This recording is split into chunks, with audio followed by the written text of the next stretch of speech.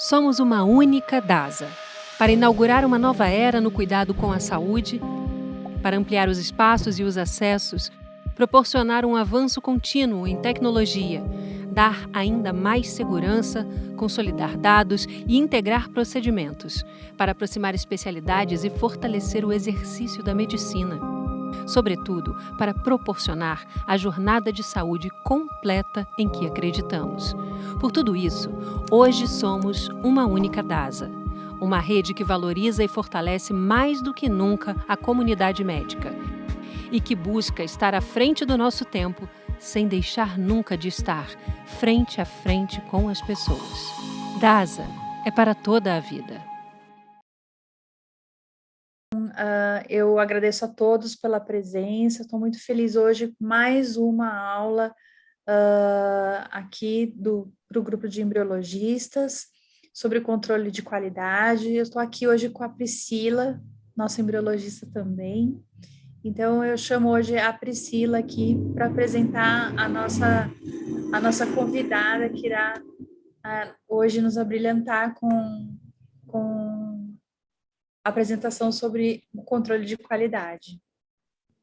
Boa noite a todos, eu sou a Priscila Beirigo Paternostro e também sou da Gen1 Cromossome, faço parte do grupo de embriologistas, juntamente com a Camila, e hoje eu venho apresentar a Beatriz, né, que é a nossa convidada, e ela vai nos dar uma aula, né, e com isso eu queria que vocês ficassem bem à vontade, né, para conversar, tirar as dúvidas sobre controle de qualidade, falar tudo o que vocês acharem importante para a gente ter bastante coisa para discutir aqui, gente.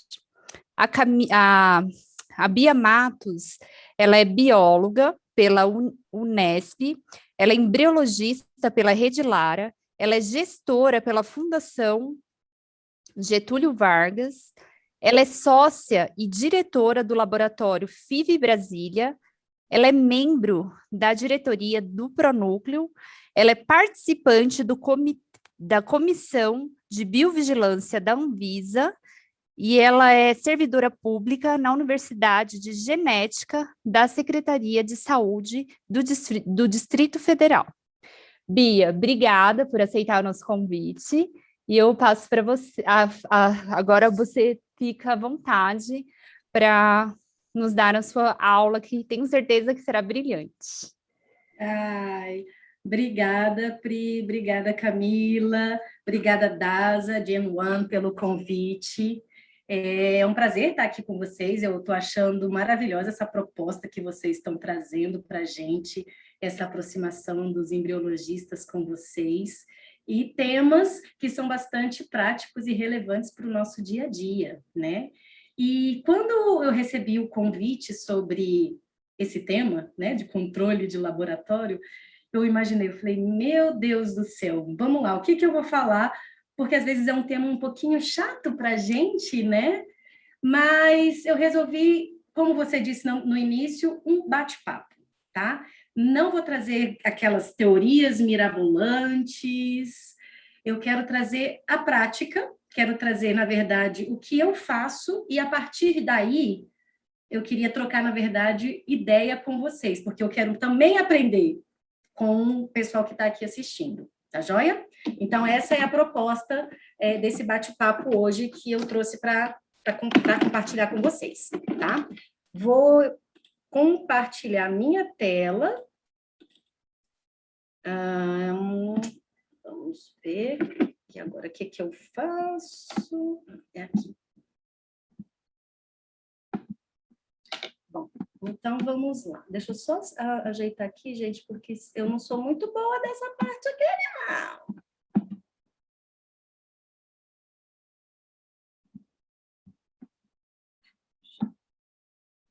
Vocês estão conseguindo ver direitinho a tela? Sim, sim, pode começar. Uhum. Então, vamos lá. O tema do bate-papo de hoje é justamente controle de qualidade do laboratório, certo? Bom, e aí eu vou começar fazendo uma brincadeirinha, que quando eu recebi o portfólio da aula, eu falei, Nossa, Pri, essa foto realmente ela não me representa. Essa é a foto que eu acho pior, a cara mais enjoada que não me representa. Então, vou colocar minha foto sempre sorrindo. Esta sim sou eu, no meu dia a dia, tá? Então, vamos lá. Bom, falando então sobre essa questão do controle de qualidade. Por que a gente tem tanto que controlar o nosso laboratório? É muito simples e todo mundo acha que já sabe disso, só que às vezes tem a dificuldade no dia a dia de colocar na prática, né? O principal objetivo disso tudo é trazer a segurança para o nosso cliente, que é o nosso paciente, e também o nosso médico. Se a gente entender que nós, laboratório, nós oferecemos um serviço também para o médico, eles também são nossos clientes, né? Então, para a gente poder oferecer essa segurança para ele, bem como paciente, é um grande ganho. A segurança de todos os processos, que são os nossos procedimentos, inclusive, dentro do laboratório. A eficiência e a garantia da qualidade do que nós produzimos dentro do laboratório.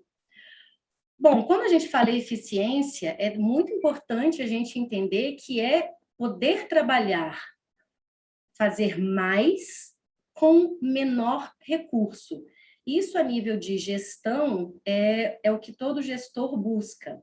E sempre, claro, mantendo a qualidade, que é onde a gente faz o mais também com menos. Bom, e não só a segurança do paciente, mas também a satisfação. Então, desde aquela pesquisa de satisfação que o seu laboratório, que a sua clínica faz junto aos seus clientes, isso também passa por um controle de qualidade, tá? O controle de qualidade não é só ali dentro do laboratório manipulando isso ou manipulando aquilo, tá? Então, é uma visão bem ampla. E claro que a gente também sabe que a qualidade, excelência, ela diverge de cliente para cliente, quando a gente traz para esse sentido. Então, a gente tem que também ter o balanço para entender o que é o nível de excelência, talvez exigido por determinados clientes. Mas isso não é o que vem ao caso agora dessa nossa conversa. Bom, levando então para o laboratório propriamente dito, como que a gente pode controlar ali dentro?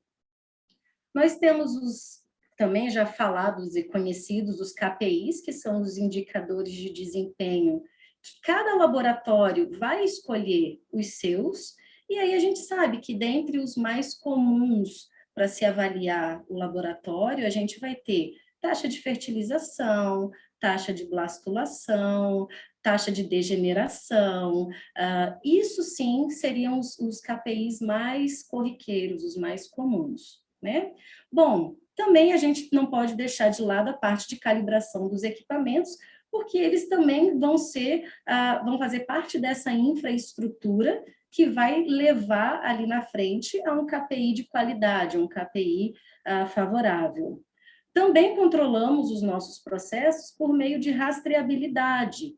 Tudo que utilizamos, quem faz, quando fez, quanto tempo gastou, como estava a sala, quem eram as pessoas envolvidas, tudo isso também faz parte dessa rastreabilidade. Bem como os processos, hoje em dia, também bastante conhecidos de acreditação por essas grandes empresas, tipo ONA, Joint Commission e tantas outras acreditadoras de laboratórios. Eu acho que a gente está entrando já nesse processo. E, claro, os resultados finais, tá? Isso tudo são formas que a gente tem para controlar a qualidade do nosso laboratório. E aí, eu recebi um tempo atrás esse artigo, que eu acho, inclusive, eu posso compartilhar com quem tiver interesse sobre o tema, e é justamente onde ele fala sobre esses indicadores de performance muito específicos para um laboratório, para o gerenciamento de um laboratório de fertilização. Então, eu trouxe até dentro desse artigo, eu selecionei essa imagem porque eu acho que ela é bastante abrangente quando a gente fala o seguinte, ele diz que um controle de qualidade, ele é dividido em algumas etapas, tá? Inicialmente, a gente tem aqui os KPIs, que é o que a gente já falou, que são aqueles pontos bem específicos que a gente está querendo avaliar, tá? Que a gente levanta esse dado.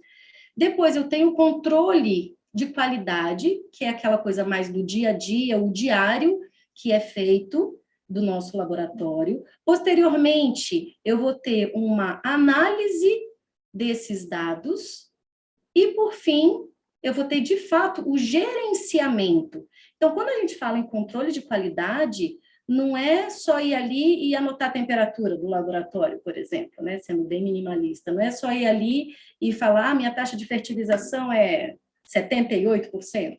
Isso é muito pouco, é muito frágil essa informação, né?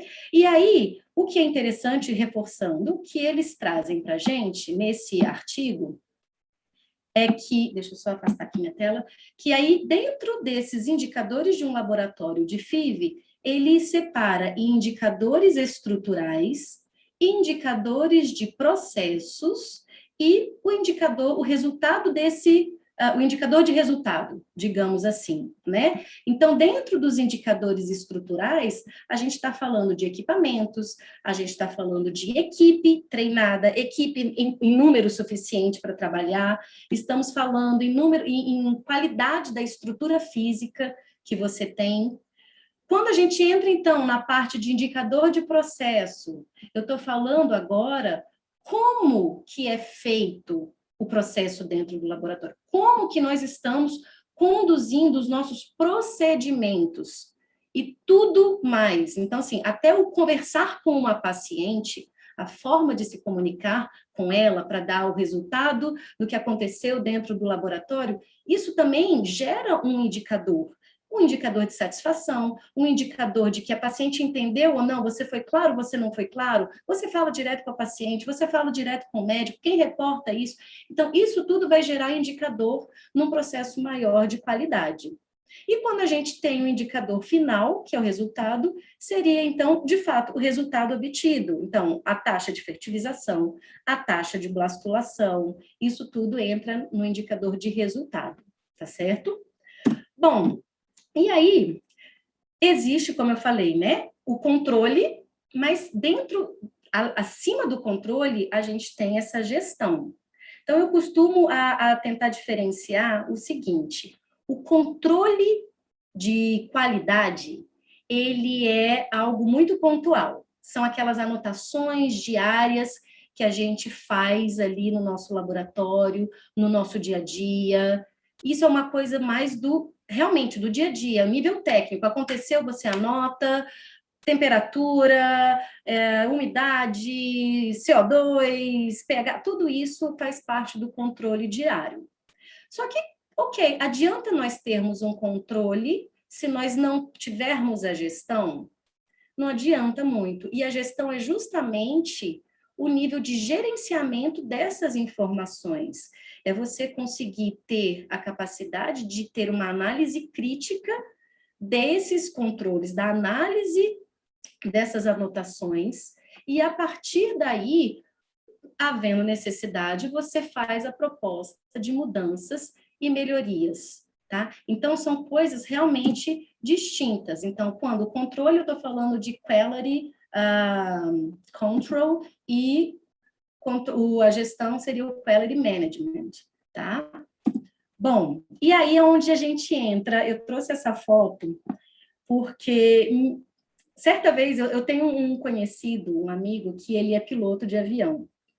E uma vez, sentado no bar, conversando, ele começou a me falar sobre todos os checklists que ele tem antes de decolar e antes de pousar. Eu reconheci a realidade dele como sendo a nossa. E aí eu me perguntei, nossa, é assim, é checklist muito maior do que o nosso, realmente. E sempre tudo realizado em dupla. E eu achei tão interessante que os checklists dele, para quem não tem muito contato com essa profissão, um fala, um canta e o outro confere, um canta e o outro confere, um canta e o outro confere, sempre em double checking. E aí eu fiquei me trazendo para a nossa realidade, aí eu me perguntei, eu teria coragem de viajar num avião em que esse checklist não fosse feito de forma adequada? Onde o controle de qualidade e a gestão disso tudo fosse feito com qualidade e segurança? Eu teria medo de voar, porque eu teria medo que a aeronave caísse. Então, quando a gente se coloca no lado do paciente e no lado do médico, que são os nossos clientes, a gente tem que entender que a gente tem que justamente oferecer isso para eles. É a segurança de poder entrar no nosso avião. Tá? Então, eu acho que esse paralelo, para mim, ele fez muito sentido quando, numa mesa de bar, eu estava tomando uma cerveja. Bom, e aí, voltando um pouquinho para cá, eu fiquei me perguntando por que hoje em dia a gente está falando tanto sobre controle de qualidade, gerenciamento, gestão de qualidade. E aí, esse histórico, ele vem muito da indústria farmacêutica, dos laboratórios de análises clínicas, do próprio laboratório de genética, e agora a gente está entrando com essa mesma ideia nos laboratórios de reprodução assistida. Mas aí a gente se pergunta, é possível efetivamente comparar, por exemplo, esses 4 cenários da indústria farmacêutica, do grande laboratório de análises clínicas, né, aquele que a gente faz hemogramas, hormônios e tudo mais, o laboratório de genética, no caso da GEN1, por exemplo, e o nosso laboratório. É possível comparar tudo isso? Aí eu fiquei me perguntando, em alguns aspectos, existem algumas diferenças que a gente não pode descartar. E aí, uma delas, eu entendo como tempo de estrada. A indústria farmacêutica, ela já está há anos-luz da nossa frente, quando, se a gente pensar, gente, um laboratório de reprodução assistida vai ter 40 anos, né? Pensando na Louise Brown. Então, a gente está no processo de aprendizagem. A gente está em curva ainda. Ninguém sabe ao certo tudo que tem que ser feito. Só que todo mundo tem que ter a boa vontade de querer fazer dar certo. Então, eu entendo que o tempo de estrada desses cenários que eu coloquei aqui é algo bastante relevante. A automação. Gente, uma indústria farmacêutica ela é toda automatizada. Análises clínicas, a maioria dos exames da mesma forma. Genética, algumas etapas também são bastante automatizadas. E o nosso laboratório? É tudo artesanal, é tudo manual. Então, mais um ponto para a gente pensar e considerar. A nobreza do insumo. Indústria farmacêutica, ela vai fazer um comprimido, ela vai comprar insumo da empresa A, empresa B, empresa C e juntar tudo para te entregar aquele comprimido. O nosso insumo, ele é completamente diferente. A gente está falando de óvulo, a gente está falando de espermatozoide, isso, estou trazendo esse insumo para a gente poder realmente comparar, tá? Claro que se eu for considerar meio de cultura e tudo mais, isso já está realmente estabelecido. Mas, ao mesmo tempo, eu vou trazer um gancho que é importante a gente entender, a importância de sempre se manter o mesmo insumo laboratorial, por exemplo, descartável ou meio de cultura. Vamos pensar na indústria farmacêutica. Se a empresa precisa te entregar um AS, e aí ela vai misturar 3 componentes para te entregar o AS, tá? Se, eventualmente, ela tem uma falta de insumo A para produzir o AS, isso pode te afetar quando você for consumir essa medicação. Então, houve uma mudança do insumo base para produzir o AS. A mesma coisa acontece com a gente. Se a gente fica mudando de placa o tempo todo, se a gente fica mudando de meio de cultura, de agulha, nós estamos possivelmente promovendo uma alteração no nosso resultado. E aí, da onde entra o processo de validação. A validação é justamente para tentar provar que eu escolhi aqueles insumos e eu sei que eles me trazem um resultado X. Por isso que essa troca ela é complicada de ser feita o tempo todo. Que aí, enfim, só fazendo esse gancho para a gente entender o porquê de algumas coisas.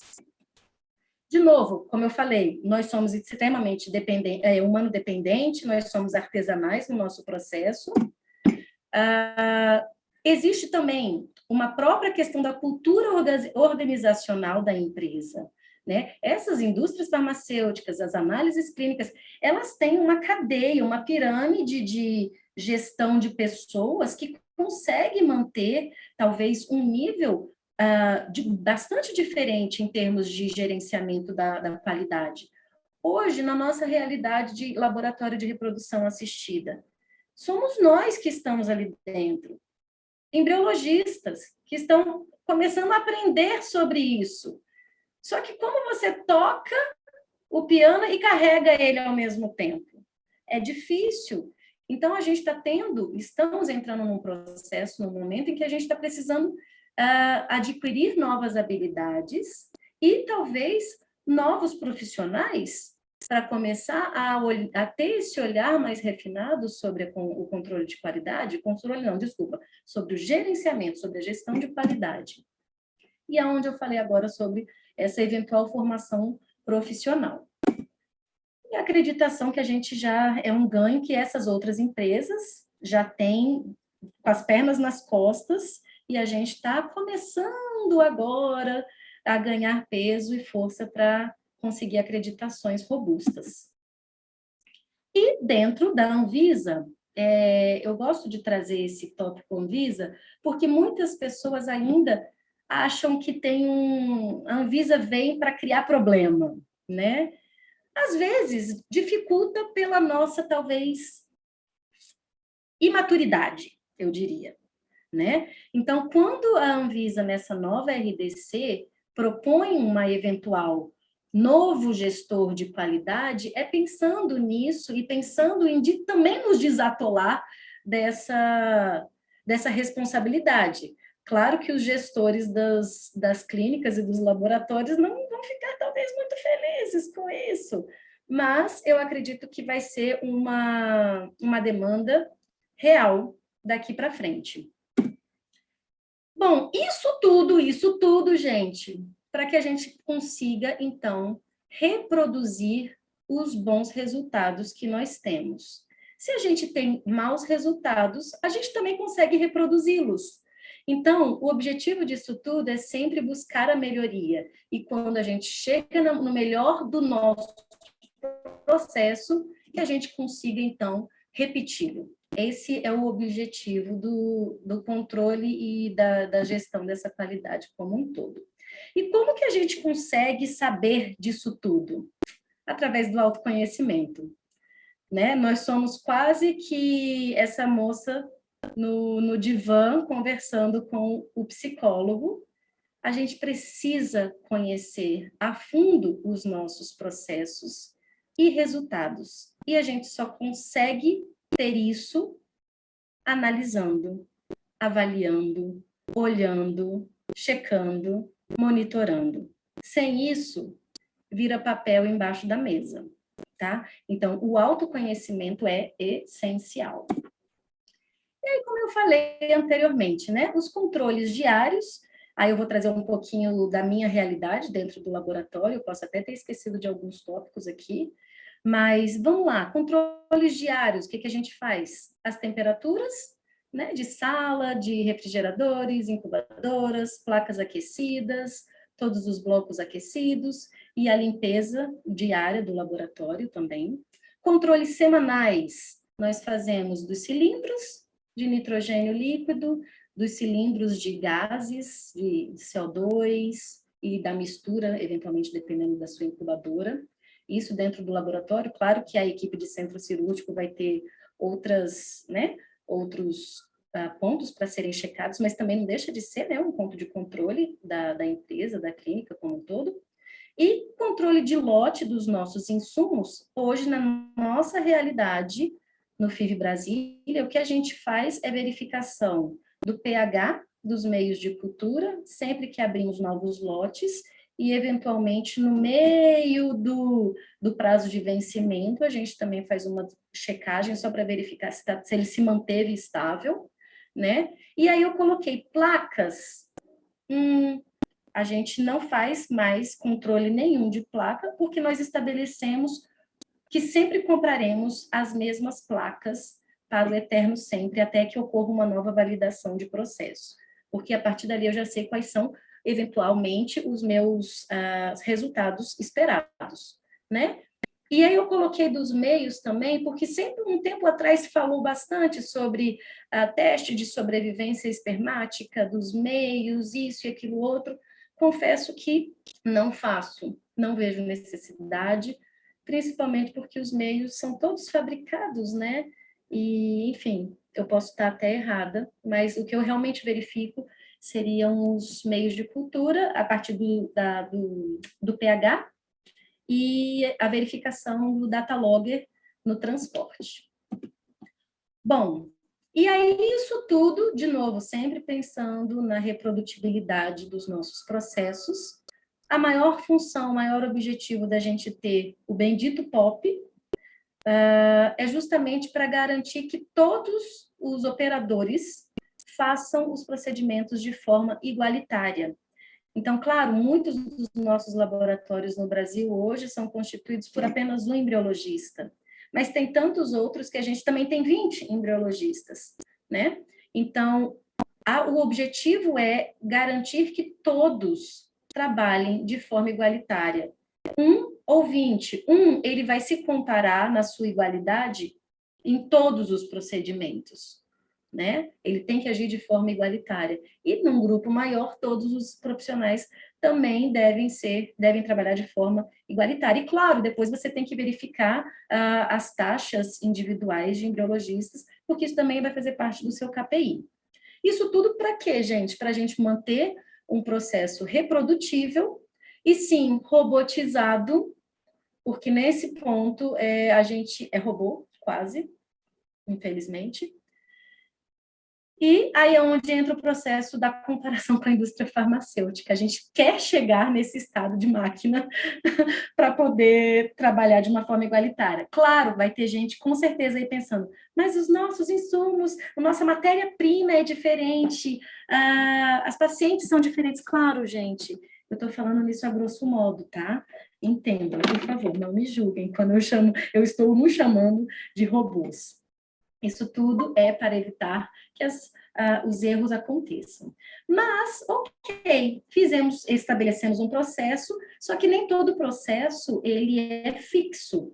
Muitas vezes ele vai requerer mudanças. E sempre que houver alguma mudança, é necessário que seja registrado. De novo, esse registro das mudanças que acontecem, elas fazem parte do autoconhecimento, porque é a partir daí que você vai gerar um novo processo de validação, que você vai gerar uma nova análise crítica do que você fez para saber se aquela mudança que você proporcionou para o seu processo, para qualquer situação, se ela foi favorável ou não. E isso tudo tem que estar descrito. Não adianta você promover uma mudança se você não escreve, se você não rastreia, se você não analisa posteriormente se ela foi benéfica ou não, certo? Bom, e aí só para mostrar o robozinho, que eu achei bonitinho. Bom, e aí, de novo, sobre a bendita história da rastreabilidade. Essa é a imagem, essa é a nossa imagem, né?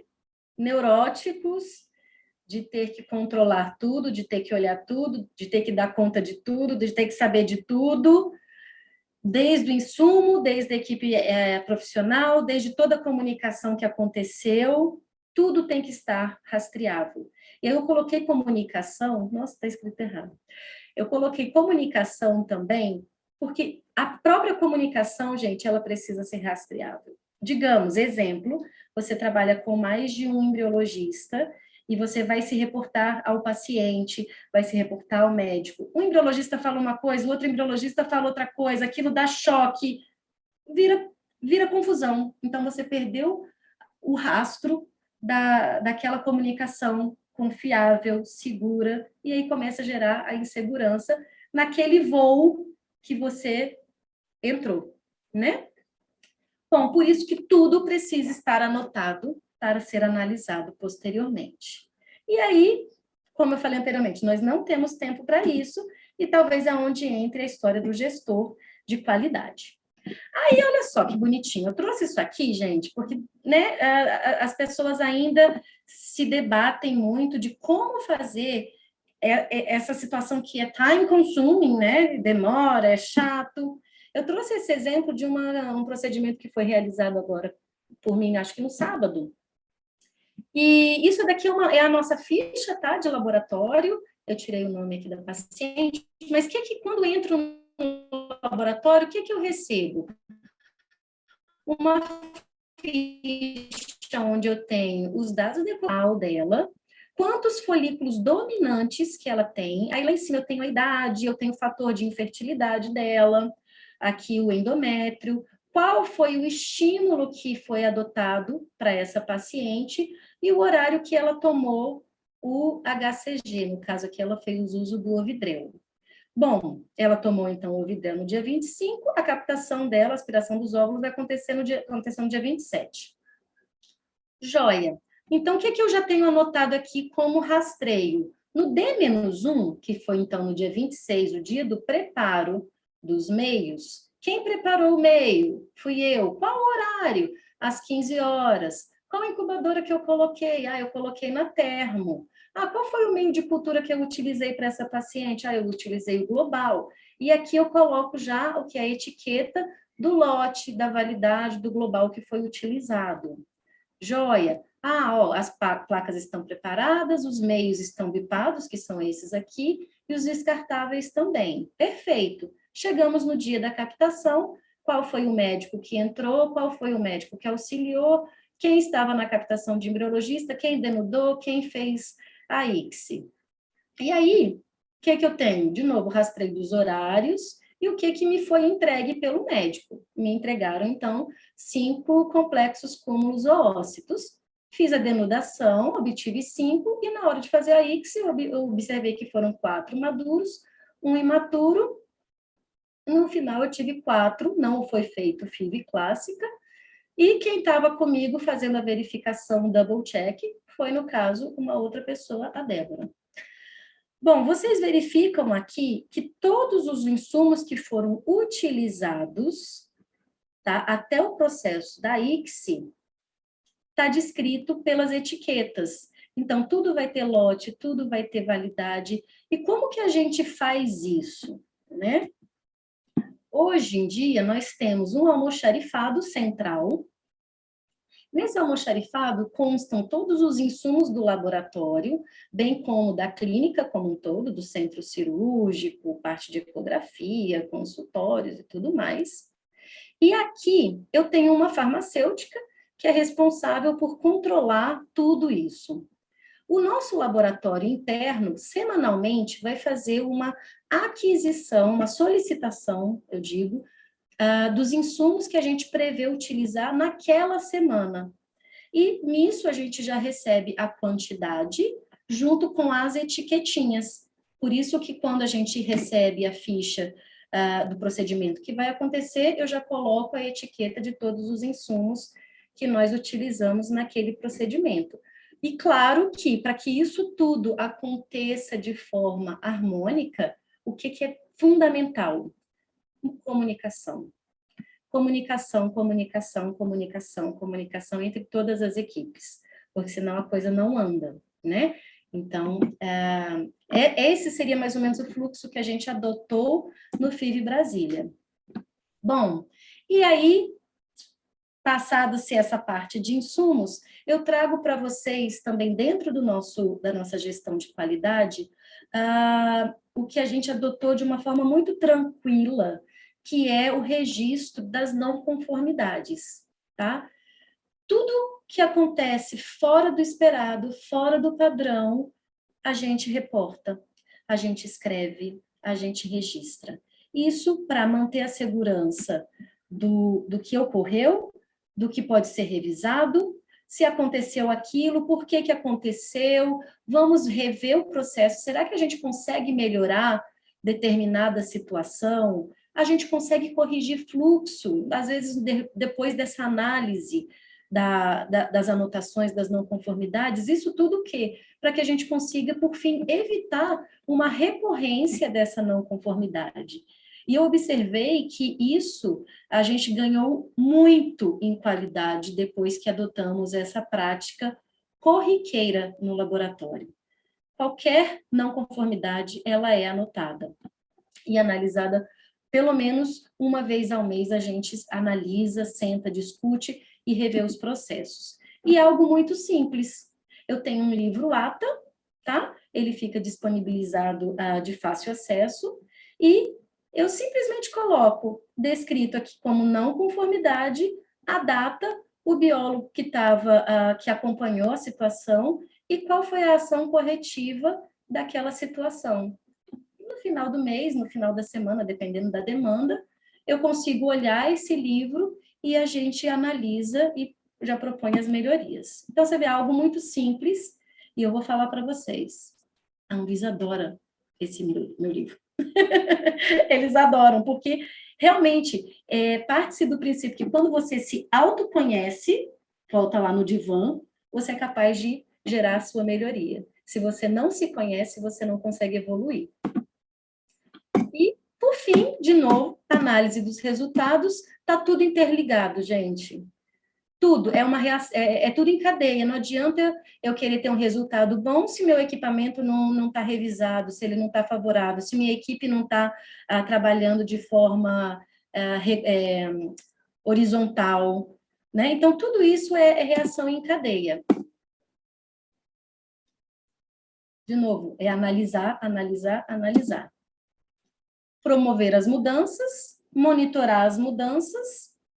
Se não deu certo, eu sempre falo, isso é um lema meu. Vamos trabalhar de uma forma... a gente tem essa mudança, não tem? Vamos fazê-la de uma forma piloto? Vamos testar uma semana? Vamos testar 2? Vamos testar um mês? Se ela não der certo, a gente recua. Então, quando a gente propõe um piloto, é mais fácil das pessoas aceitarem essa proposta de mudança que está sendo oferecida, promovida, né?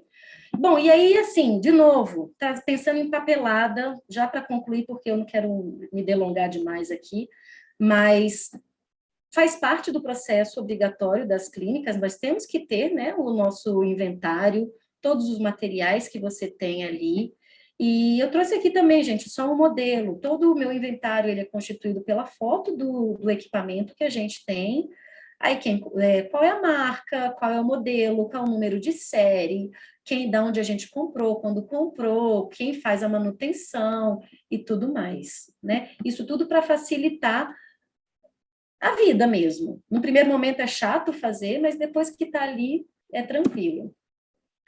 E aí, pensando agora nesse monitoramento dos equipamentos, você vê aqui, eu fiz um print, tá, da minha tela, eu tenho pastas dentro da minha manutenção preventiva, pastas. O FIV Brasília nasceu em 2015, pelo nome lá atrás de Fertile Care, nós mudamos para FIV Brasília agora em 2020, mas eu continuo com o registro. Então, você vê que desde 2015 eu tenho a manutenção preventiva realizada pela Spectrum, depois eu tive pelo Rildo, e todos os anos assim por diante, né? 2021 a gente já teve... só que eu ainda não anotei aí. Então, é só para mostrar para vocês como que eu, Bia, faço dentro do meu laboratório. E aí eu tenho essa planilhazinha, um modelo de planilha, se vocês também, de repente, quiserem, eu compartilho com vocês, onde eu tenho um índice, tá? Aqui, a aba de todos os equipamentos que entram para essa manutenção preventiva.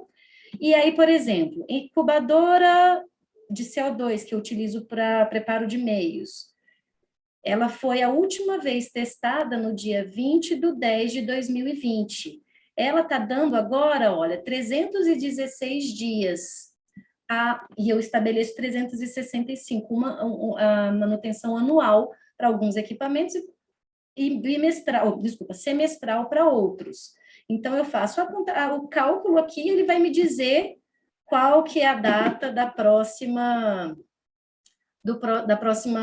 manutenção preventiva. E aí ele já me traz os símbolos aqui do que eu preciso ficar alerta Esse daqui, opa, passou a hora dos pipetadores e stripper. Desde 2018 eu não faço a verificação. Então, você vê, ele já me aponta aqui. É uma planilha visual e que também, o que isso é entendível para quem está analisando a gestão da qualidade. Você tem um histórico. Se eu abrir, deixa eu ver se eu coloquei aqui, não coloquei não. Mas se eu abrir cada uma dessas abas, eu tenho um histórico de todas as manutenções que foram realizadas desde o primeiro dia que cada um desses insumos, desses equipamentos, quando eles foram adquiridos, quando eles foram comprados.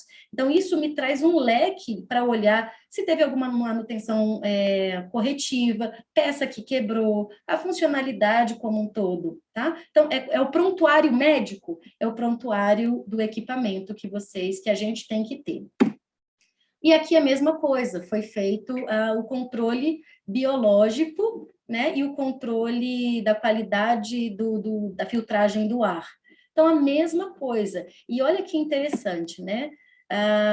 Por exemplo, eu tenho aqui a análise de 2017, 2018, 2019, 2020. Em 2017, deixa eu ver quando que aconteceu. 2018, eu tive uma situação bastante interessante. Nós fizemos a análise do controle biológico, e aí eu tenho aqui quando foi feito, a data, tal. Na sala, olha aqui, deixa eu ver se vai aparecer. Eu não sei se eu coloquei. Enfim, ar de uma das incubadoras, parece que não estou enxergando direito, deu como reprovado porque teve presença de bactérias. Gente, aquilo ali me alarmou. Claro, eu falei, o que está acontecendo? E a partir desse ponto, eu comecei a entender que quando eu fiz a solicitação de compra da água para colocar na bandeja da incubadora, foi a pessoa, no caso, que foi fazer a compra, comprou uma água de... Como é que era o nome da água? Não era para ser água de injeção, mas ela comprou água de autoclave. E água para autoclave não é água de injeção. E ela sempre dava contaminação. Então, eu demorei algumas análises para poder entender o que era. Então, por isso que é importante esse controle e essa visualização. Então, depois de várias reprovações aqui, hoje em dia, olha aqui, por exemplo, a minha última análise de abril de 2021 já estava tudo aprovado. Então, cada um reprovado desse, eu consigo melhorar a limpeza, eu consigo trocar insumo, tá? Então, isso é o que eu quero mostrar para vocês. Não é errado, não é vergonhoso dizer que você teve um reprovado. Isso mostra que você se autoconhece. Você tem controle do seu divã. E, bom, validação. De novo, isso tudo não é novo para vocês, é sempre para quê? Garantir a qualidade, a reprodutibilidade de tudo que é feito. E sempre, se você produz um mau resultado, se você não conhece, você vai continuar produzindo um mau resultado, tá? E isso tudo, gente, é sempre fazendo verificação dos KPIs e das taxas e sempre analisando com regularidade. E aí, por fim, é onde a gente fala, você, como embriologista, toca e carrega o piano? Talvez não dê. E aí, por isso que exista muito em breve a necessidade desse gestor de qualidade que vai ficar somente olhando para isso, para promover ali uma maior qualidade no final de todo o processo. E aí, voltando, lá naquele primeiro slide que eu passei para vocês, do título daquele artigo, eu fiz questão de pegar essa frase dizendo que a taxa de gestação, ela não é considerada um KPI de laboratório, porque o resultado dela não depende apenas do laboratório, mas ela vai depender da prática clínica e das características do paciente. Então, gente, muitas pessoas ainda ficam sempre naquela batalha de a taxa de gestação, mas até que ponto esse impacto é só nosso? Então, isso não é um KPI que a gente tem que considerar como sendo unicamente nossa responsabilidade. tá? Então, isso daí eu queria trazer como mensagem final para a gente tentar relaxar um pouco mais, continuar tentando entregar o melhor embrião que a gente puder, mas sabendo que para que a gente tenha gestação depende de um conjunto muito maior. E aí, basicamente, era isso que eu queria compartilhar com vocês, agradecer novamente pelo convite, e aqui está o meu e-mail, quem quiser aquelas planilhazinhas, o artigo, eu compartilho, faço maior questão de compartilhar com vocês. E é isso. Obrigada, gente. Tchau. Não, estou brincando. Vamos lá, Pri, agora é a sua vez. Parabéns, Bia. Muito obrigada pela sua apresentação. Eu, se eu estivesse no laboratório, eu ia te pedir agora todas as suas planilhas. Eu dou. Eu sou a Maria Planilha, também adoro. E engraçado porque, assim, né, eu falo planilha, mas, lógico, hoje em dia já tem gente que trabalha com aqueles maiores softwares de gestão, tudo mais. Eu não, eu sou pequenininha, eu sou pobrezinha, eu trabalho com Excel, gente. Não, mas tem gente que faz, né, só isso e tal, mas é muito legal, porque até você explicar tudo isso, porque agora o pessoal sabe que vão ser as novas exigências da Anvisa, né, a gente ter tudo isso, essa gestão de qualidade, né, a gente vai ter que entregar tudo isso para a Anvisa, e tem muita gente que ainda não começou a ter essa questão de registrar todos os meios, registrar todos os lotes, né, da placa e tudo mais. Eu fiquei louca, eu adoro aqueles tagzinhos, assim, eu ia querer muito, muito, muito, assim, eu vi eles são almoxarifado, eu queria mergulhar naquele almoxarifado e pegar todos aqueles tagzinhos e fazer tudo aqui. E assim, vou até fazer um parênteses aqui, Camila, você falou a questão da Anvisa, né? Se a gente perceber e a gente entender, as últimas revisões de RDC, elas sempre tinham foco na infraestrutura dos laboratórios. Tudo era infraestrutura, infraestrutura, infraestrutura. E POP. Estão deixando de lado isso, porque agora é um processo de amadurecimento, gente. Agora eles já entendem que todos os laboratórios, pelo menos a maioria do Brasil, já tem a sua base bem solidificada de infra, de equipamento. Agora eles querem o quê? Qualidade. Exatamente. E por isso que essa nova RDC, ela está tão forte na qualidade. Eu vou pedir licença para vocês, que o meu interfone está tocando, gente. Vai lá, responde aí, Priscila, que é com você agora. Pessoal, não, a gente espera a Bia voltar. Mas só tá tendo elogios aqui, né, Cá? Só elogios. Gente, mandem perguntas também, né? Elogios, obviamente, mas também com uma apresentação dessa, né, Pri? Não, acho que foi extremamente. A Bia tá super de parabéns. Eu acho que só ajudou cada um de nós aqui nessa. Porque, olha, uma visita da Anvisa, um laboratório de reprodução, só quem já vivenciou sabe, né, Cá, como é, né? Exatamente. E o quanto isso pode nos ajudar, né, no dia a dia, o quanto isso é complicado, assim, né? Mas, assim, não é simples, mas eu quero ouvir a opinião de vocês, se vocês tiverem também, né, alguma coisa para acrescentar, né, em relação a tudo que a Bia falou. Acho que tem bastante gente presente aqui, a gente pode estar acrescentando bastante coisa aqui nessa apresentação da Bia. Quer fazer essas primeiras perguntas, Cá? Deixa eu perguntar. O Bia, a Jennifer, lá de Maringá, ela está perguntando quais são as não conformidades que você acha que deve ser relatada no Notivisa. E, por exemplo, o recebimento de meio não conforme, por exemplo, se você acha que tem que ser colocado no Notivisa. Bom, foi até bem legal você trazer esse ponto, porque, de novo, a Anvisa está num trabalho bem forte em relação a esses reportes de biovigilância.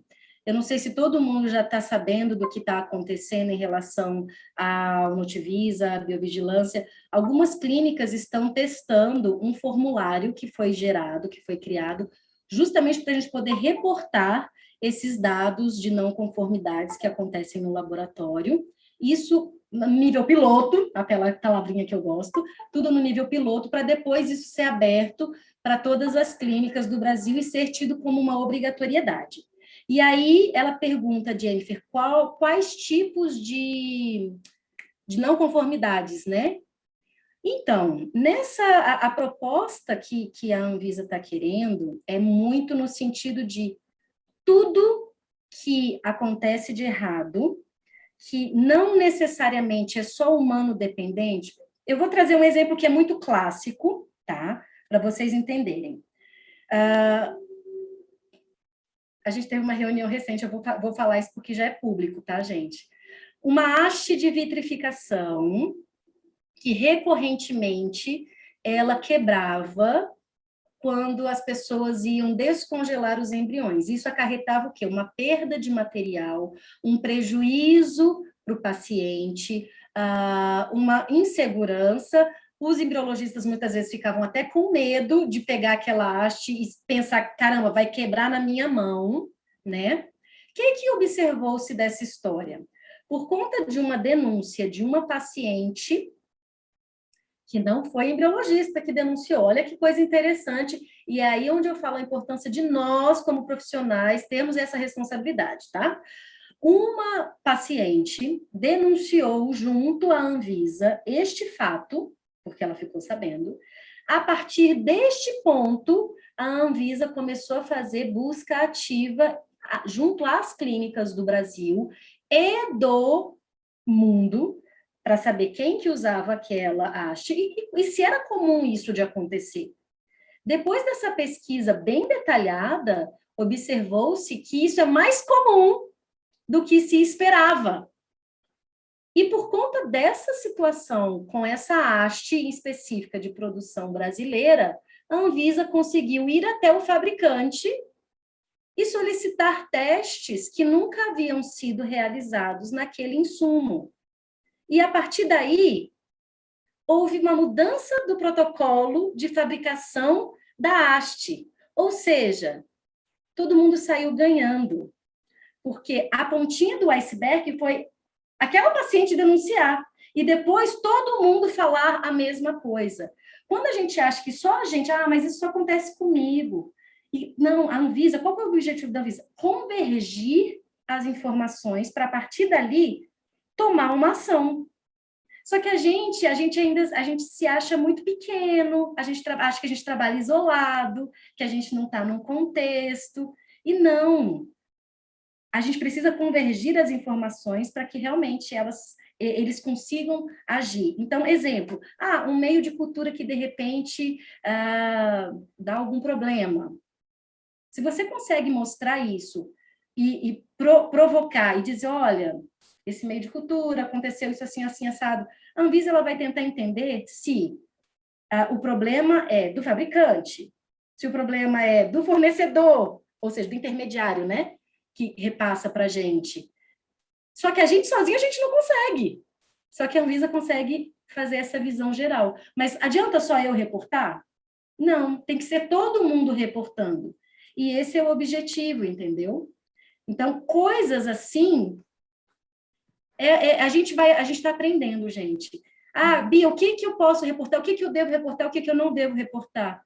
Hoje, eu sou favorável a reportar tudo. Lá na frente, a gente vai ver se era realmente necessário isso tudo ou não. Eu sou muito mais a favor da transparência e da clareza do que ir omitindo fatos. Eu odeio omitir fatos.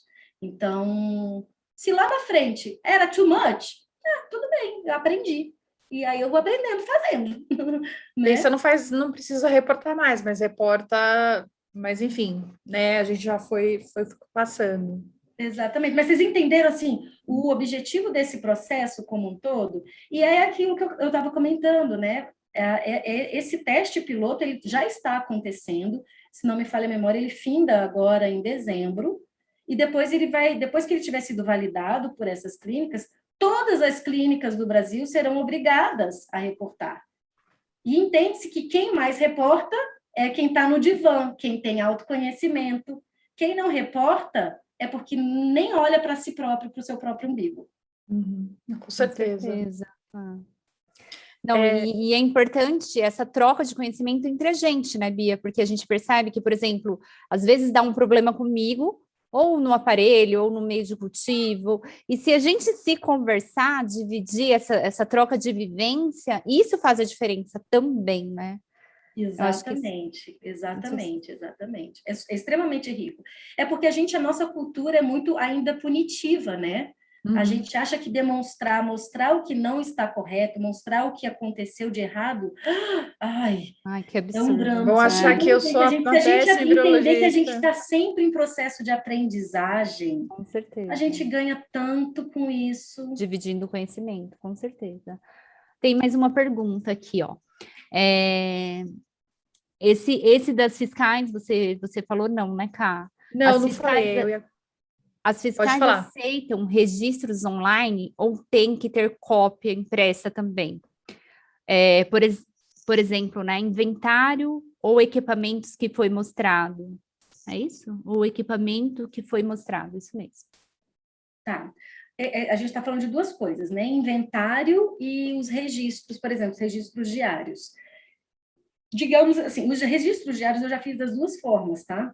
Tanto no computador direto, online ali mesmo, no computador, né? Sem ser à mão.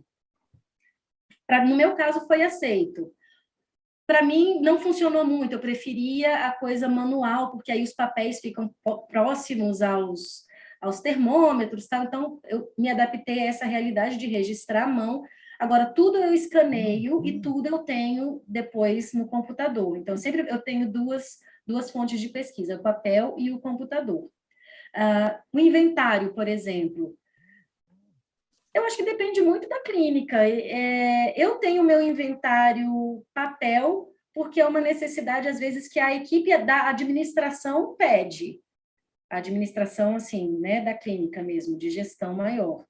Mas não pela Anvisa, não pela fiscalização, não por eles, de ter o papel impresso.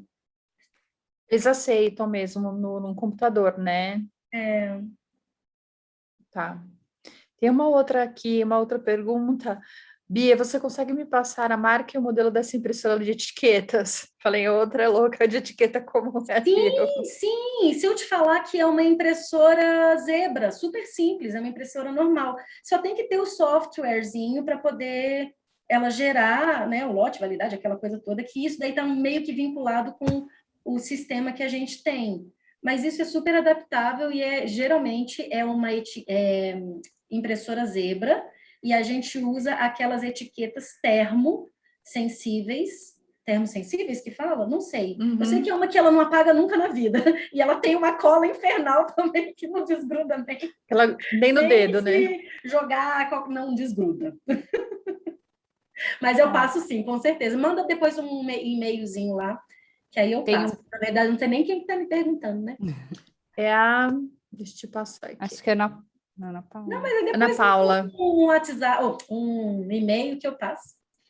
Ó, mesmo sendo a única embriologista no lab, com poucos ciclos por mês, é válido deixar todos os equipamentos ligados, mesmo sem ciclo em curso, em relação ao controle de qualidade, né, Bia?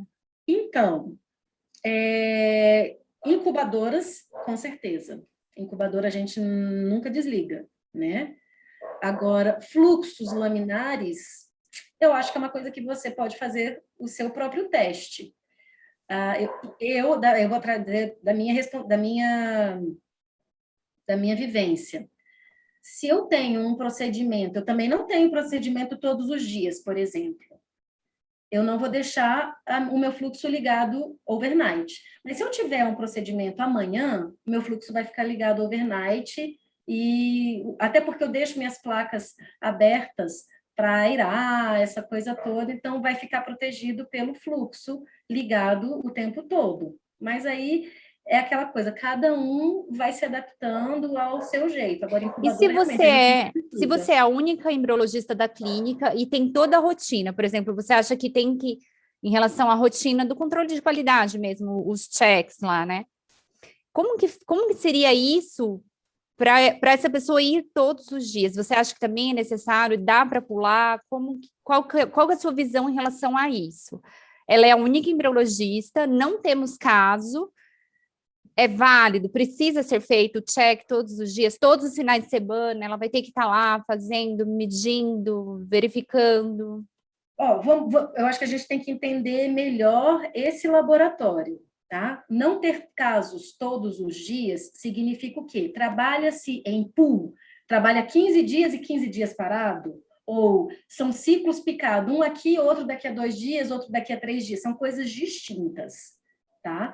Eu entendo que aquele que vai ter os ciclos picados, não diários, mas picados, você tem que ter a manutenção full time, porque amanhã você vai ter ciclo, depois de amanhã você não vai, mas depois você vai. Então, você tem que manter o registro ali constante.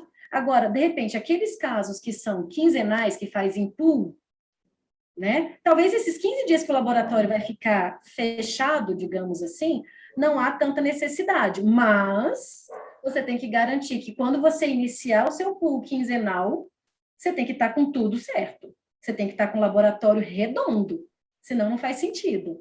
Agora, isso é uma outra discussão. Até que ponto a Anvisa, ela também aceita esse tipo de controle por pool? Aí eu não sei, vai depender muito, acho que dos fiscais. É até uma troca de conversa com o fiscal quando for visitar. Aproveitando esse gancho, eu sei que existe uma norma na Europa de que você precisa ter um embriologista a cada 100 ciclos anuais, né? Você acha que a Anvisa vai colocar isso no Brasil? Porque, assim, Então, é já foi uma complicado boa você trabalhar discussão. sozinha, né? Isso já foi uma discussão bem grande, tá? Nessa última RDC, tentou-se trazer algo nesse sentido, só que acaba que envolve muito, como é que se diz? Foge um pouco da alçada da Anvisa, essa exigência, entendeu? O que eles realmente estão querendo trazer para talvez diminuir a nossa carga é um gestor de qualidade. É isso que até onde eu entendo que eu entendo que um gestor de qualidade ele vai realmente tirar muito da nossa demanda diária de trabalho. E aí seria um gestor de qualidade mais um embriologista, Porque aí o gestor de obrigatoriamente. qualidade ele é uma coisa mais ampla, né? Ele não é só laboratório. Um gestor de qualidade ele vai olhar a medicação, ele é uma coisa mais globalizada, e talvez seja essa pessoa que, eventualmente, vai ser quem vai reportar as não conformidades para o sistema do Notivisa, né? É como se ele fosse quem vai congruir todas as informações para depois saber o que reporta e o que não reporta para a Anvisa, digamos assim. Eu entendo que vai nesse rumo, tá?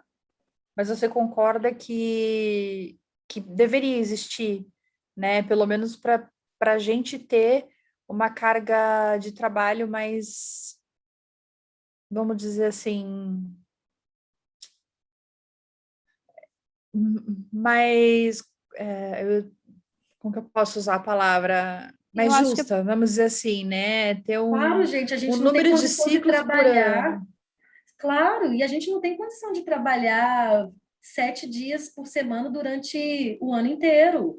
Então, na minha concepção, a gente tem que trabalhar em dupla por vários motivos. A pessoa não pode adoecer, a pessoa não pode ter final de semana, a pessoa não tem férias, né? E outra, erros podem acontecer. Então, os duplo checks, eles são necessários que exista uma dupla, uma outra pessoa, senão não faz sentido, né? Então, claro, isso daí, no meu ponto de vista, é realmente que se tenha sempre 2 pessoas. Pode não ser 2 seniors, mas tem que ter pelo menos um sênior e um júnior, um sênior e um pleno, né? Outra pergunta aqui, Bia. Quer fazer, Cá? Pode falar. Não, pode falar. Bia, aula muito top. planilha muito fáceis de alimentar e organizar. Parabéns. Bia, a Anvisa, na RDC, exige um programa de controle de qualidade, mas não exige uma ISO ou acreditação. Na sua visão, acha que uma ISO, certificação ou acreditação elevam significativamente a qualidade de um beta-HCG? Não, bancos de células e Desculpa, tecidos. falei células e tecidos, isso. Acha que exige uma tendência, acha que existe uma tendência da Anvisa no futuro próximo a exigir isso? Sim, sim, sim, sim, sim, sim, sim. É um banco de tecido e células germinativas. Eu falei errado, tá? Desculpa. Não, eu acho que sim, que isso é visto com muitos bons olhos, tá? Uma acreditação, um ISO. Só que, de novo, pensando no BCTG, pensando apenas em laboratório, esse ISO tão específico para o laboratório de reprodução humana, ele ainda não existe esse selo, né? A gente está pegando carona, na verdade, nos selos já existentes, de ONA, de Joint, de ISO mesmo, que são coisas mais amplas, é lidar com processos de uma forma generalista, né? E a gente está pegando carona e tentando se adaptar para a realidade da reprodução, que é onde eu falei, a reprodução, ela tem 40 anos, ela está engatinhando ainda nesse processo de qualidade como um todo, né? Eu acho que muito em breve a gente vai ter, em algum momento, um selo específico para os laboratórios de reprodução assistida, e isso certamente vai ser muito bem quisto pelas vigilâncias sanitárias. Talvez, quem sabe, daqui a um tempo, os fiscais falam, você tem selo ouro? Opa, você não tem selo? Por que você não tem selo? Sabe assim? Eu acho que é uma tendência que a gente pode já pensar no futuro. E aqui a Sara está falando que ela acha realmente que o gestor deve ser o embriologista, porque precisa saber bastante de laboratório para ser um gestor de qualidade do laboratório, né? Exatamente, exatamente. Eu acho que aí é onde eu vejo uma oportunidade, na verdade, até uma grande oportunidade. Que eu tenho uma concepção, gente, Quem me conhece fala, embriologista, eu velhinha, eu não vou dar conta de ser embriologista, o pique que é uma vida de embriologista. Então, eu vou começar a me aperfeiçoar em controle de qualidade, porque aí não vai me... Eu velhinha, não vou ser embriologista, não, gente. Tem que ter muito pique para ser embriologista. Então, é um gancho para a galera aí começar a se aperfeiçoar nessa área já para o futuro, pensando na aposentadoria. É uma boa, viu? Com certeza, faz toda a diferença. Quais os termômetros, Bia, você acha mais seguro em relação a medir ali as placas, né? As placas aquecidas. Quais termômetros você tem Legal. usado? Enfim, sabe como que de novo, gente, estou trazendo a minha, não sei se é a melhor, tá? A gente está trocando ideia, mas o que eu faço? Como eu nunca desligo as minhas placas aquecidas, isso daí eu nunca desligo mesmo, eu posso até desligar o fluxo, mas a placa aquecida eu nunca desligo. Por quê? O que eu observei? Toda vez que você liga e desliga, ela dá um de temperatura muito grande, aí até ela normatizar, às vezes eu cheguei em cima do horário do procedimento e ela ainda não estabilizou, por exemplo. E às vezes ela pode desregular também, né? Você Ela não acha? desregula com muita facilidade. Então, eu adotei isso. Eu nunca desligo placa nenhuma. E aí, o que eu faço? Eu deixo uma plaquinha de 35, sempre com óleo, tá? Aberta. Aí ela fica ali na placa aquecida, overnight. Então, todo dia de manhã, eu venho com aquele termômetrozinho de gota, aquele que tem um fiozinho metálico, e mergulho ali dentro, faço a leitura e já anoto, entendeu? Então, eu sempre tenho o quê? A placa estabilizada, o meio, que é o óleo estabilizado, porque ele ficou overnight ali, e eu estou fazendo a forma mais precisa, talvez, que seria mergulhando a sondinha ali dentro do meio do óleo, que é o mesmo ambiente que a gente coloca as nossas placas, né? Carregadas de óleo. Com relação à geladeira, né? A gente às vezes tem Agora existem dois tipos de geladeira, né, que o pessoal usa. Tem a geladeira comum e o pessoal anda falando muito que a Anvisa vai exigir aquela geladeira de tipo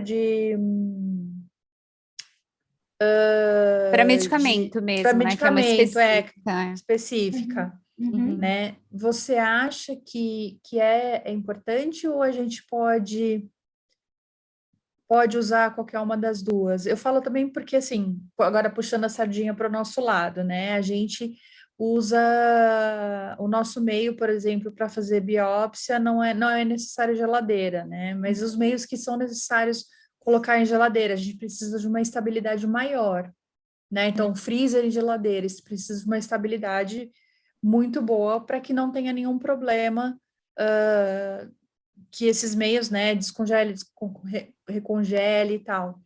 Então, o que você acha que a Anvisa vai querer sobre isso, vai falar sobre isso? Que tipo de geladeira você acha que seria melhor a gente ter no laboratório como qualidade? Uhum.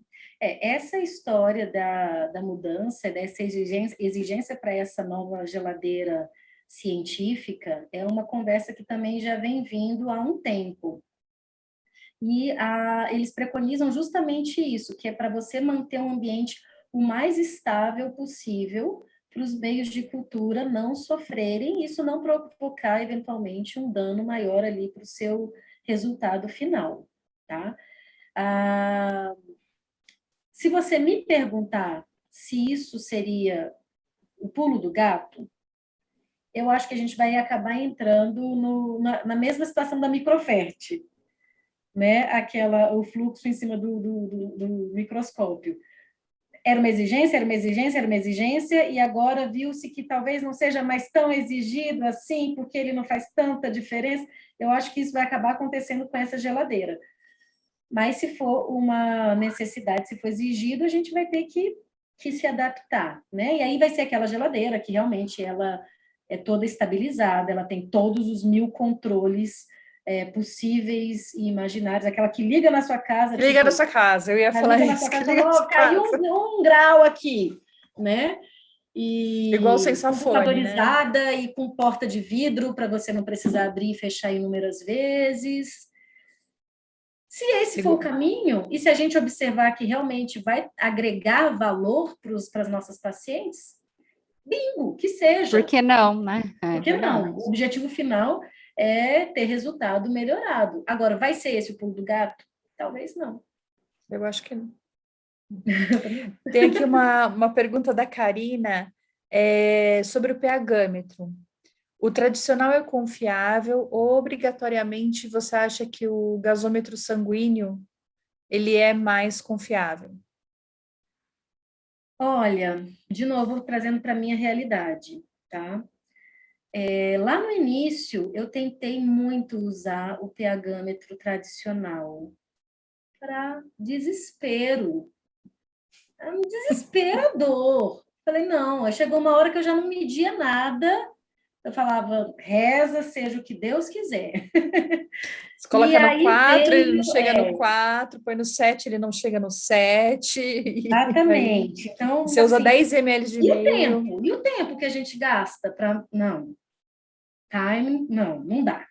E aí veio esse boom, né, do gasômetro, que foi, gente, a melhor coisa que aconteceu na minha vida, em termos de segurança, de qualidade. E, assim, é tão interessante porque, às vezes, você vê aquele caso que, caramba, o embrião não evoluiu tão bem. Poxa, será que é o meio? Será que é o pH? Cara, você faz ali na hora. Você tem a resposta em tempo real e você fala, não é o pH está direito. Aí você começa, é intrínseco, é da paciente mesmo. Então você começa a ter respostas mais robustas e mais seguras, até quando a equipe vem te questionar, a equipe médica, o paciente vem te questionar, poxa, por que meu embrião não evoluiu? Eu chequei ali no Já te meio dá do aquele processo. alívio, né? E de novo, aquela história da automação, né? É uma máquina que está te falando o número ali do pH. Você fala, aqui, ó. É verdade. Não, e essa rastreabilidade que você vem dizendo, Bia, é extremamente importante, né? Porque você tem como demonstrar tudo isso e você vê todo esse fluxo. A gente até viu na aula da Joyce, ela dizendo uma coisa que me chamou a atenção. Ela dizendo, e justamente isso que você falou, que às vezes aquele embrião que a gente precisava fazer um teste, enfim, ele não chegar a blastocisto, é muito mais relacionado talvez ao ambiente, aos gases, aos poluentes, do que necessariamente a sua rotina do laboratório que está completamente rastreada ali, completamente seguindo todo o fluxo, né? Dentro das conformidades, né? Seguindo todo o padrão ali.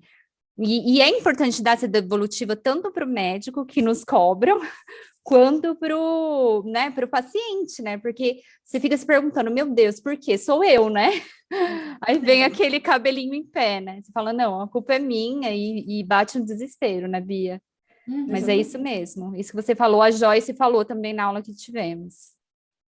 A Rita Souza aqui está perguntando que a geladeira com porta de vidro deixa entrar luz e os meios devem ser protegidos da luz.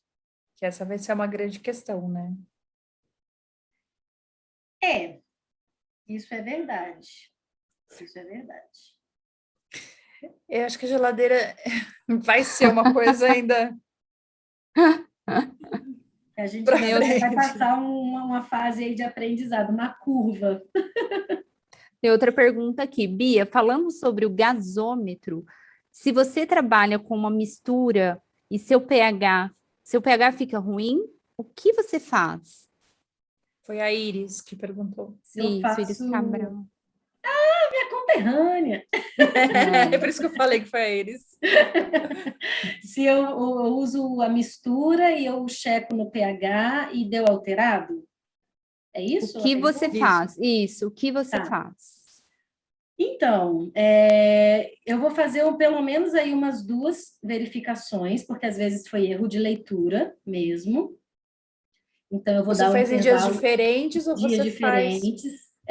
Aí eu vou preparar uma nova placa para fazer uma nova leitura no dia seguinte. Isso já aconteceu comigo, aí eu fui ver, era erro de leitura mesmo ali, às vezes de pipetagem mais lenta, e aí o resultado veio alterado. Então, assim, eu vou fazer até eu ter certeza de que realmente tá com problema. E aí, bom, deu problema, né, nesse pH, eu vou partir para a minha termo, que aí eu não abdico da termo, e aí eu sempre tenho essa duplicidade. Você troca o meio, Bia? Porque você citou lá no seu controle de qualidade que a última coisa que você faria seria trocar um fornecedor. Mas e numa situação dessa, né? Você está vendo que os seus embriões não têm evoluído, não está se desenvolvendo até blasto. São casos que vocês, então, assim, vamos lá, teoricamente, são casos bons, assim, pacientes jovens, enfim. Então, você troca o seu meio, o que você faria? Então, vamos agora, de novo, trazer para a minha realidade. Por exemplo, eu estou usando um meio global, tá? Eu sei que na minha incubadora, na minha Mink, eu tenho uma mistura X de 8,3. Olha só, eu tenho uma mistura de 8,3 de CO2. Para eu usar o mesmo global na termo, a mistura é diferente, a quantidade de CO2 para eu chegar no mesmo pH. Só que como a Mink, que é uma mistura fixa, eu não consigo mudar a hora que eu quero, se isso acontecer, eu já migro para termo e ali eu faço o ajuste rápido, entendeu? Então, é nesse sentido que você tem que trabalhar com essa versatilidade também. E aí, ok, eu verifiquei que era o meio, por exemplo, que deu errado, eu vou talvez ter que comprar um outro meio, ou talvez fazer uma nova troca pedir uma nova mistura com uma nova concentração, aí você zera todo o seu processo, né? Você Começa tudo abole de aquela novo, né? incubadora, você para de trabalhar com ela durante 1 mês, 2 meses, até você conseguir estabilizar novamente. Então, assim, no meu caso, o meu backup é a termo. Porque é muito mais fácil, né? Você só lida com o CO2, é rapidinho para você estabilizar ela, né? Mas você não tenta nem trocar de lote de e-mail, acho que é isso que a Pri queria dizer, você nem não. tenta trocar de lote de e-mail Sim, antes de sim, pedir isso para trocar antes, eu vou tentar tudo antes de mexer com o meu cilindro, com a minha mistura, porque isso leva muito tempo. Muito Até tempo, você exatamente. conseguir a mistura chegar, você testar, ter a devolução. Nossa, gente, isso daí você pode parar a incubadora durante meses.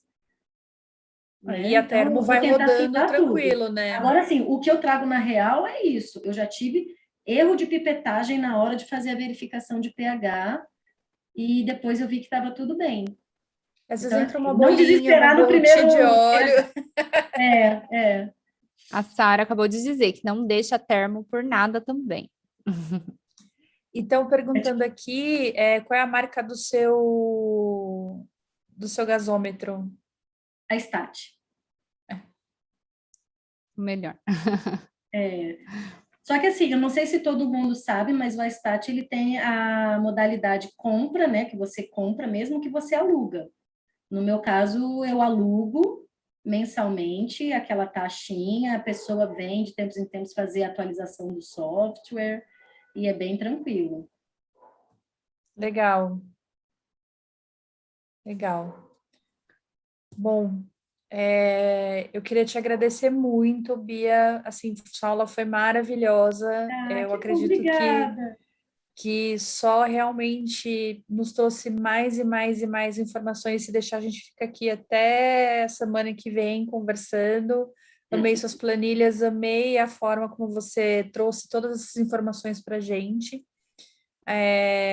Eu acho que se a gente, quem sabe, mais para frente a gente consegue te chamar de novo para uma próxima rodada aí de controle de qualidade, que eu acho que Cobrar isso é cachê muito da próxima importante. vez. Tô brincando.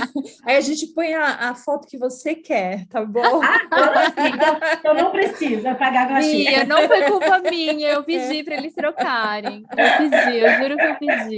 Tadinho. Tá. Brincadeira. Quem me conhece sabe que eu sou assim, brincalhona. Então, Muito obrigada. Nós estamos recebendo tanto no nosso No privado quanto. WhatsApp, no privado, aqui, só o pessoal te parabenizando, agradecendo muito, muito mesmo. eu que Então, agradeço realmente o convite, o pessoal que ficou disposto aqui a assistir e que acho que vai ficar disponível também a aula. Vai De sim. novo, vai. eu me coloco à disposição para qualquer um que queira alguma ideiazinha, porque eu sempre falo que conversando a gente troca, às vezes eu falo, gente, por que eu não pensei nisso antes? Né? Então, essa troca ela é muito boa e eu gosto disso, é desse bate-papo, gente. Eu acho que todo mundo sai ganhando quando a gente está nesse momento em que a gente está e que a pandemia, né, com tudo que ela trouxe de ruim, ela trouxe coisas muito Isso de boas. bom. Ela foi isso, poder unir a gente, cada um no seu mundo geográfico, aqui. Todo mundo e quem sabe juntando numa aqui. próxima a gente consegue trazer pessoas do Brasil inteiro aqui para São Paulo ou em algum lugar e trazer você também, e aí nós fazemos tudo isso todos juntos, né? Juntos, Vamos tentar. Eu também Então, queria muito agradecer. obrigada. Muito obrigada, Bia, por ter aceitado o meu convite, por participar aqui com a gente. Eu acho que essa troca de conhecimento, né, de vivência, é o que faz a diferença. E eu percebo que você é muito assim, né? Você é muito aberta, sempre disposta a ajudar, sempre disposta a dividir os seus conhecimentos. Obrigada mesmo. Bonitinho, Muito obrigada. Nós temos o próximo evento, vai ser o nosso On Talk, dia 13 de setembro. Nós vamos discutir mais um trabalhinho e aí um paper, e aí a gente passa para vocês no nosso WhatsApp e depois a gente passa tudo direitinho, tá bom? Até o final da semana que vem a gente passa para vocês. Muito obrigada mais uma vez, obrigada a todos que estiveram aqui até agora. Um grande Obrigada beijo, a boa todos. Uma boa noite. Boa noite. noite, gente. Tchau, Obrigada. tchau. Beijo. Tchau.